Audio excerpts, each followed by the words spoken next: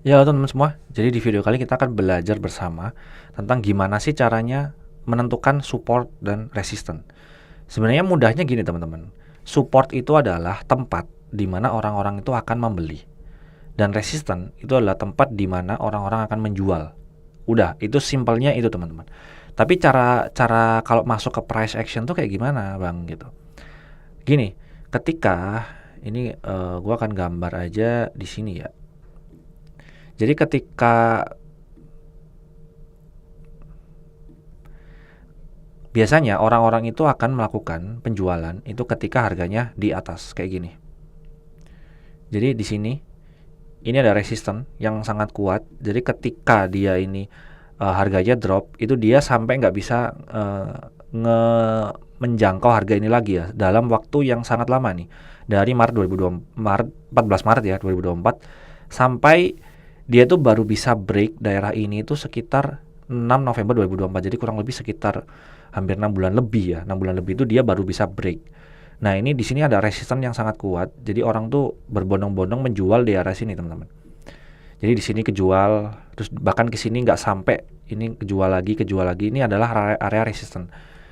Nah, gua sebenarnya konsepnya sangat gampang aja teman-teman. Ketika gua trading sekarang ya, gua biasanya itu nggak kayak buat pattern-pattern yang aneh-aneh. Gua biasanya gini, ketika ini kan tren resisten ini harus dijebol dulu ya. Istilahnya dijebol itu adalah harga itu harus melewati resisten ini ketika dia mau melakukan tren yang lebih naik lagi atau pump ya. Jadi semisal dia belum bisa nge-break area ini, kemungkinan besar dia akan ketika harga naik dia koreksi lagi, ketika harga naik dia koreksi lagi, ketika harga naik dia koreksi lagi. Bahkan sampai sedalam ini. Nah, di sini ini ada area support yang menurut gua sangat kuat. Jadi area support itu adalah ketika orang benar-benar membeli ya, teman-teman ya. Ini yang atas gua kasih warna ini aja, teman-teman. Merah.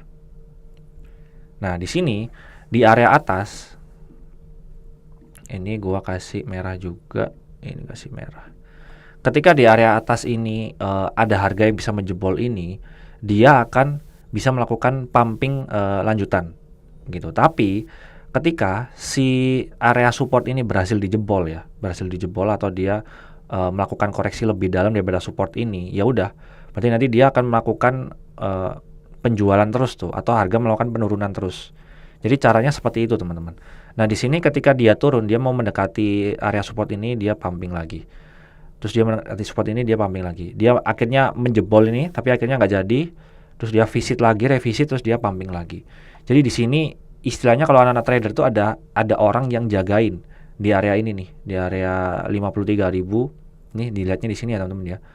Ini 53.000, 50.000 sampai 52.000. Jadi orang tuh mau membeli di sini. Itu namanya area support, mau membeli. Tapi di area resistance ini dia lagi melakukan yang namanya penjualan. Jadi kalau misalnya ini ada orang eh, banyak orang yang melakukan penjualan di sini, ya agak sulit ya mau melakukan pumping. Nah di sini ini kemungkinan besar ya. Ini bisa dilihat di sini teman-teman. Dilihat di sini dia itu ada pembelian ya, volume pembelian di sini sehingga dia menjebol area ini atau melewati area resisten. Jadi di sini di masa lalu itu banyak banget orang yang menjual ketika di sini.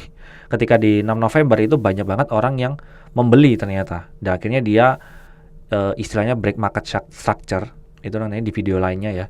Itu untuk tren di per 6 November ini dia break market structure, akhirnya dia melakukan pumping sampai sekarang ini ya di 2025. Jadi gitu teman-teman, untuk memahami support dan resistance itu kalau cara gua buat trading ya teman-teman ya.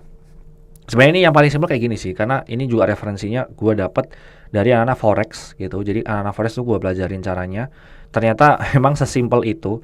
Jadi kalau semisal nih, misal ya ini misal aja.